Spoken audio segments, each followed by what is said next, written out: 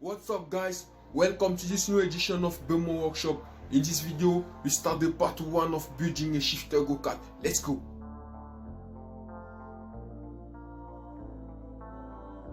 Depuis peu, je me suis lancé dans la conception et la fabrication d'un go-kart à pédales. Dans cette toute première vidéo traitant de ce projet, je vais vous faire part de la démarche optée pour la conception de mon go-kart à pédales. Pour ce faire, j'ai commencé par l'étude de l'existant pour répondre à des questions importantes telles que c'est quoi un go-kart, qu'est-ce qui a dans la constitution d'un go-kart.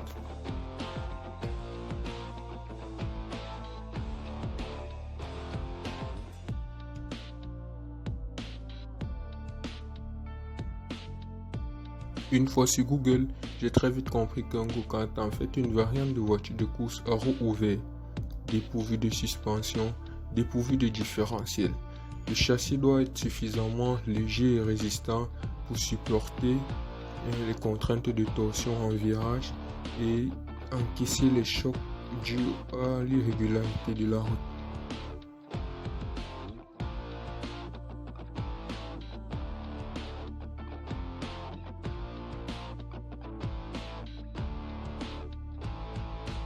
Pour ce qui est de la transmission de puissance, elle se fait par chaîne comme sur une moto.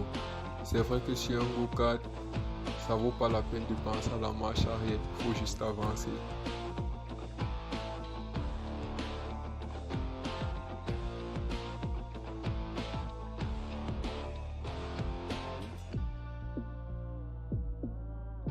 Ok, ça suffit comme ça pour l'histoire, Joe. Par la suite, j'ai créé un fichier dans mon ordinateur appelé études conceptuelles. Dans ce fichier, c'est simple. Je vais enregistrer toutes les images, tous les articles, tous les documents PDF traitant du sujet go-kart seront enregistrés dans ce fichier-là.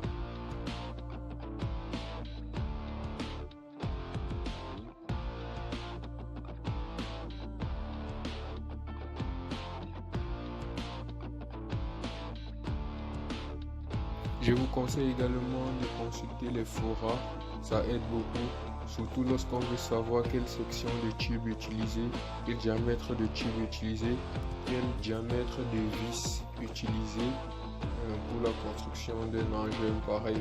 Surtout que lorsqu'on a un moteur de 200 cm3, ce n'est plus léger, on passe aux choses sérieuses. Donc c'est important pour votre vie.